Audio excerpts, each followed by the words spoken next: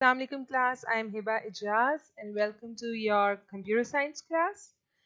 So today this is your lecture number 32. We were on chapter number 6. We were discussing wireless communication. In the last lecture we started this chapter. So today we'll continue it. Okay, I told you that what is a wireless network, इसका basic के wireless network होता क्या है, ठीक है, ये हमने study कर लिया था. ओके, वाइड नेटवर्क से ये किस तरह डिफरेंट है. आज हम देखेंगे कि इसके एडवांटेजेस एंड डिसएडवांटेजेस क्या है. वायरलेस नेटवर्क को इस्तेमाल करने के, इसको यूज करने के फायदे क्या हैं और नुकसान क्या है. ऑब्वियसली जहाँ इसके कुछ ना कुछ फायदे होंगे वहाँ कुछ ना कुछ ड्रॉबैक्स भी होंगे ही होंगे. ठीक है, तो उनको हम वन बाय वन स्टडी करते हैं. पहले हम एडवांटेजेस की तरफ चाहते हैं. तो number one is wireless networks can easily add users without having to change the physical connection. अब जिस तरह आप लोग ओको के घर में राउटर लगा हुआ है, ठीक है, राउटर से आपकी तरफ क्या आ रहे हैं, वायरलेस के सिग्नल्स आ रहे हैं. ठीक है, अब आपके घर में कोई बंदा आता है, वो आपसे डायरेक्टली इसका पासवर्ड पूछेगा. अगर कोई पासवर्ड प्रोटेक्टेड है या फिर अगर ओपन एक्सेस दी हुई आपने वाईफाई की, तो कोई भी इसको एक्सेस कर सकता है, यूज कर सकता है. आपको बैक एंड पे कोई वायरिंग नहीं करनी पड़ेगी, कोई फिजिकल कनेक्शन नहीं करना पड़ेगा. फिजिकल कनेक्शन का क्या मतलब है कि फिजिकली कोई सी वायर के थ्रू आपको कनेक्ट नहीं करना पड़ेगा कोई न्यू डिवाइस. ठीक है, आप बस वायरिंग के बगैर जस्ट वाईफाई के सिग्नल्स अगर रिसीव हो रहे हैं, आप उसके साथ अटैच कर सकते हैं अपना फ़ोन. ठीक है, या अपना लैपटॉप या अपनी कोई भी डिवाइस. तो सबसे बड़ा और मेन फ़ायदा तो इसका ये है. इसके अलावा जो वायरलेस नेटवर्क्स हैं, they provide robust security protection. Robust security protection किस तरह प्रोवाइड करते हैं. देखिए, अगर आपका ये राउटर है, ठीक है, इस राउटर के पीछे आप लोग लगा दें फायरवॉल. फायरवॉल क्या है, एक हार्डवेयर सॉफ्टवेयर का कम्बिनेशन है. ये अलाउ करता है, इसके अलावा और भी बहुत ज़्यादा आप प्रोटेक्शन हासिल कर सकते हैं और वेज से. ठीक है, one such example is firewall. आप इसको गूगल भी करके देख सकते हैं, इसको सर्च करके देख सकते हैं. मैं एक ब्रीफली बता देती हूँ. फायरवॉल क्या करता है कि इसके अंदर प्रोग्राम कर दिया जाता है कि इस ट्रैफिक को, इस डेटा को आगे पास कर दो, राउटर तक ले जाओ, आगे ले जाओ. और कोई एक स्पेसिफिक कुछ चीज़ों को बता दिया जाता है कि इनको आगे आपने नहीं लेके जाना. ठीक है, इन चीज़ों को आप तक नहीं पहुंचाना. ठीक है, अगर कोई हैकर है, ओके, फॉर एग्जांपल कोई भी एबीसी साइट है, ठीक है, आप चाहते हैं कि वो आप तक एक्सेस ना कर सके, आप तक रिसाई हासिल ना कर सके, तो आप उस साइट को ब्लॉक कर सकते हैं. ठीक है, आप बता सकते हैं कि ये एबीसी साइट है, इसकी ट्रैफिक को आगे फ्लो नहीं करना, इसके डाटा को इसको आगे की एक्सेस नहीं देनी. ठीक है, तो फायरवॉल एक आपके पास सिक्योरिटी प्रोटेक्शन प्रोवाइड करता है. इसके अलावा और भी बहुत सी एग्जांपल्स हैं. थर्ड वन इज कि traffic of a wireless network can be filtered और सिंपली ब्लॉक्ड वेरी इजीली. जैसे मैंने अभी बताया कि हम लोग कोई भी ट्रैफिक है, ठीक है, उसको हम लोग ब्लॉक कर सकते हैं कि वो आगे उसको लेकर आना है, या फिर फिल्टर कर सकते हैं कि अच्छा ये एक एबीसी साइट है, ये नहीं आएगी.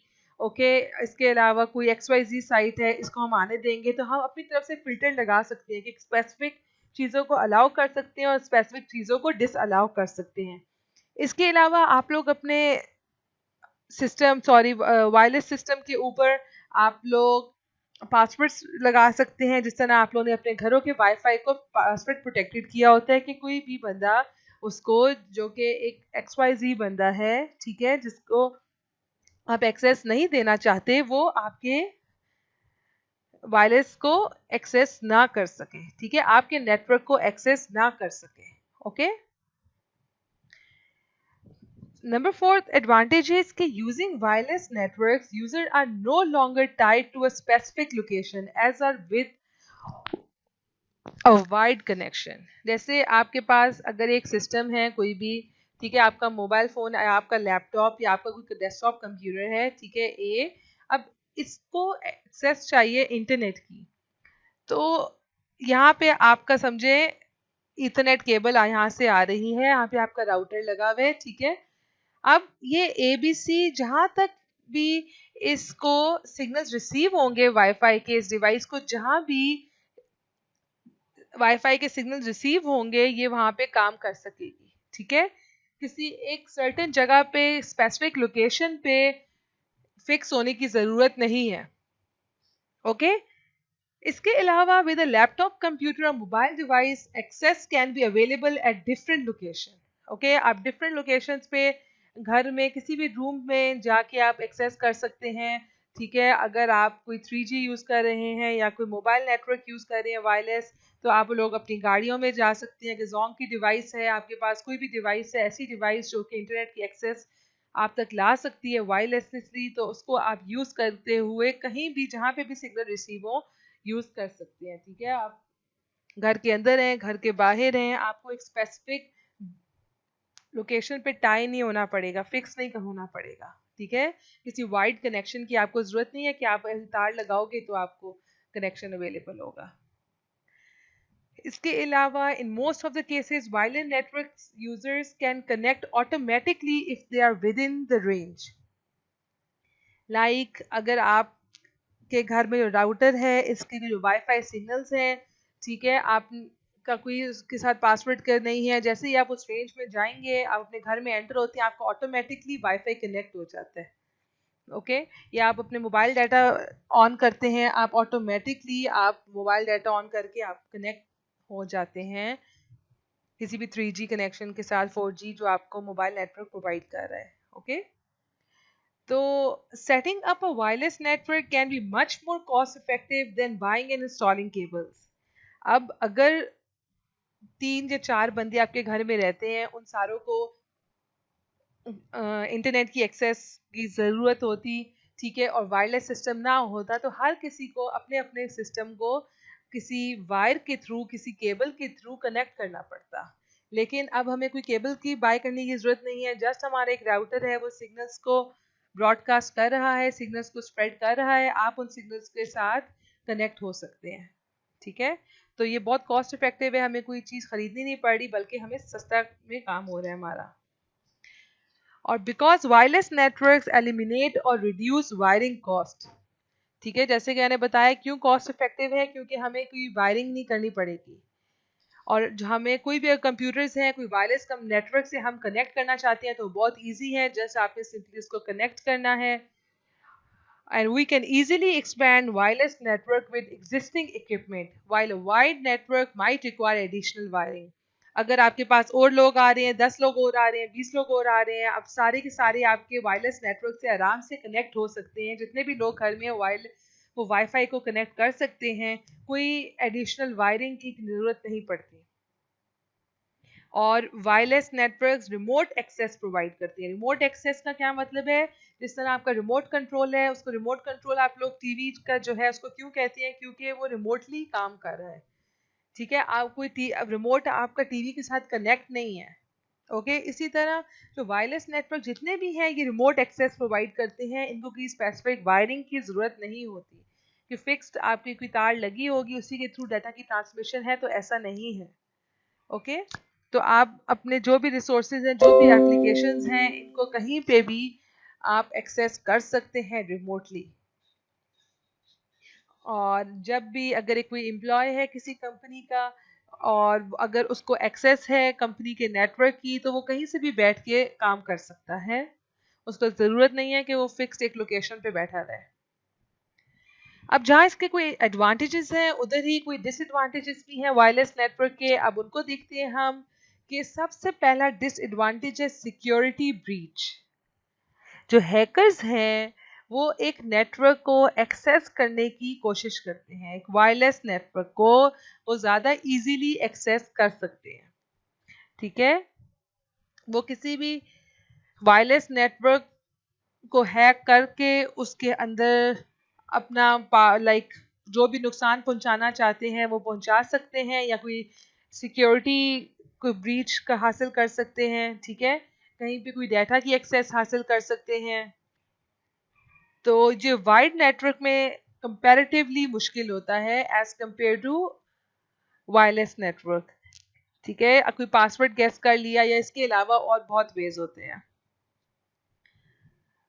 और एक और इसका डिसएडवांटेज क्या है कि अगर सिग्नल्स नहीं आएंगे वायरलेस नेटवर्क के तो आप ऑब्वियसली उस नेटवर्क को एक्सेस नहीं कर सकेंगे, ठीक है। कहीं पे सिग्नल्स होते हैं, कहीं पे सिग्नल्स वीक होते हैं। अगर आप अपने घर के राउटर से जैसे जैसे जैसे दूर मूव होते जाएंगे, उसकी रेंज से दूर मूव होते जाएंगे, आप सिग्नल्स को लूज कर देंगे। और समटाइम्स क्या होता है, वायरलेस नेटवर्क की जो स्पीड है वो स्लो हो जाती है as compare to wired network because of the low signals, जैसे कि मैंने बात की अभी। अब हमारे पास जो वायरलेस नेटवर्क्स है ना, ये और यूज क्या करते हैं, रेडियो सिग्नल्स। अब जैसे बारिश होती है, कोई भी आपका इन्वायरमेंट है, कोई वेदर में डिफरेंस आ रहा है, तो बारिश स्पेशली क्या करती है, रेडियो सिग्नल्स को अपने अंदर एब्जॉर्ब कर लेती है। तो बारिश हो गई या कोई भी आपके इस टाइप का इशू आ गया, तो जो ट्रांसमिशन है उसके अंदर इश्यूज आ सकते हैं, ठीक है। तो कोई भी इंटरफेरेंस आ सकती है। और रेडियो सिग्नल्स क्योंकि वायरलेस नेटवर्क यूज करते हैं, तो मैग्नेटिक और इलेक्ट्रॉनिक इफेक्ट्स भी उसके अंदर आ सकते हैं, ठीक है। They are suspectable to interference from magnetic और इलेक्ट्रॉनिक इफेक्ट। इसके अलावा wireless signal energy weakens rapidly as the signal passes through the environment consisting of trees, building, etc. वो उनके साथ इंटरफेयर करेंगे, ठीक है, उस और उनको पास होने में इशू होगा और उनकी स्पीड भी आपको स्लो रिसीव होगी देन। और बैड वेदर, जैसे कि मैंने बारिश का कहा कि बारिश एब्जॉर्ब करती है रेडियो सिग्नल्स को, तो bad weather also plays a role in weakening the signals, okay. तो ये एडवांटेजेस थे, कुछ डिसएडवांटेजेस थे। अब हम देखते हैं कि रेडियो सिग्नल होता क्या है। और radio wave is an electronic wave propagated by an antenna, ठीक है। एक एंटेना लगा हुआ होता है हमारे पास, ठीक है। इस एंटेना से अब हमारे पास रेडियो सिग्नल्स या रेडियो वेव्स निकल रही होती हैं। और किस फॉर्म में निकल रही होती है, इलेक्ट्रोमैग्नेटिक वेव्स होती हैं ये, ओके। इनकी डिफरेंट फ्रीक्वेंसी होती है। और आप अगर आपका एक रेडियो है, ठीक है, अगर आपने एक स्पेसिफिक स्टेशन को सुनना है, ठीक है, तो आप क्या करते हो, उसकी फ्रीक्वेंसी पे ट्यून करते हो, ओके। अपने रिसीवर को उस फ्रीक्वेंसी पे ट्यून करते हो जिस फ्रीक्वेंसी से रेडियो वेव्स जनरेट हो रही हैं।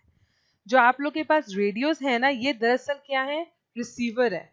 और बैक एंड पे ट्रांसमीटर होते हैं, ठीक है, रेडियो ट्रांसमीटर होते हैं जो इन वेव्स को निकाल रहे होते हैं, इलेक्ट्रोमैग्नेटिक वेव्स को निकाल रहे होते हैं एक सर्टेन फ्रीक्वेंसी के ऊपर। और जब आप एक स्पेसिफिक स्टेशन को सुनना चाहते हो, तो आप उस स्टेशन की फ्रीक्वेंसी के ऊपर अपने रिसीवर को सेट करते हो, ओके। और देन आप एक स्पेसिफिक रेडियो सिग्नल को रिसीव करना चाहते हो, कर सकते हैं, ठीक है।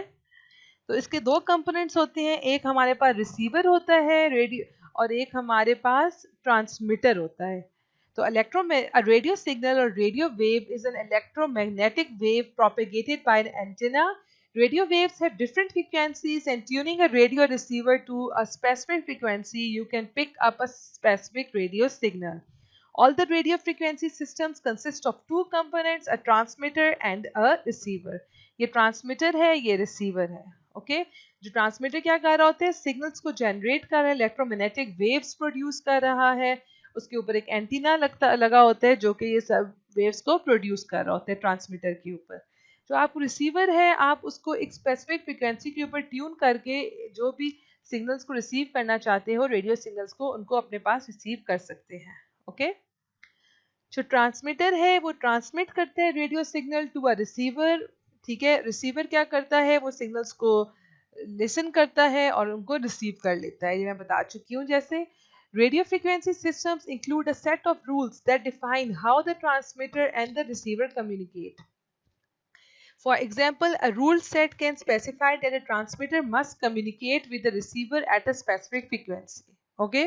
कोई फ्रिक्वेंसीज डिफाइन कर दी गई हैं कि ट्रांसमीटर और रिसीवर इन स्पेसिफिक फ्रिक्वेंसीज के ऊपर आपस में कम्युनिकेशन करेंगे। अब जो हमारे पास पहले होते थे रेडियो सिग्नल्स वो थे एनालॉग, अब हमारे पास रेडियो सिग्नल्स जो हैं वो डिजिटल हो गए हैं। ओके, रेडियो ट्रांसीवर्स क्या होते हैं? अभी तक हम जो पढ़े थे वो रेडियो सिग्नल्स थे, उसके अंदर दो कंपोनेंट्स थे, अलग अलग कंपोनेंट्स थे, एक साइड पे ट्रांसमीटर था, एक साइड पे रिसीवर था। लेकिन रेडियो ट्रांसीवर क्या है? एक ही सिंगल डिवाइस के अंदर ट्रांसमीटर भी हो और उसी डिवाइस के अंदर रिसीवर भी हो। ठीक है, जैसे कि आपके जो मोबाइल सेल फोन्स हैं, सेल फोन्स क्या कर रहे हैं, हम लोग उससे कॉल मिला भी सकते हैं और उस पर कॉल रिसीव भी कर सकते हैं। तो जो ऐसे डिवाइसेस जो कि ट्रांसमीटर और रिसीवर दोनों का रोल प्ले कर रहे होते हैं, उनको हम लोग कहते हैं transceiver. A transceiver is a device which can transmit and receive a radio signal and have a common circuitry in the single housing। ठीक है, पूरी जो उसकी सर्किटरी होती है जो उसका सिस्टम की, वो एक सिंगल सिस्टम के अंदर एग्जिस्ट कर रही है। In case of radio the transmitter and the receiver are separated, जैसे कि हमने पहले स्टडी किया। The radio broadcasting station is basically a transmitter and the radio is a receiver.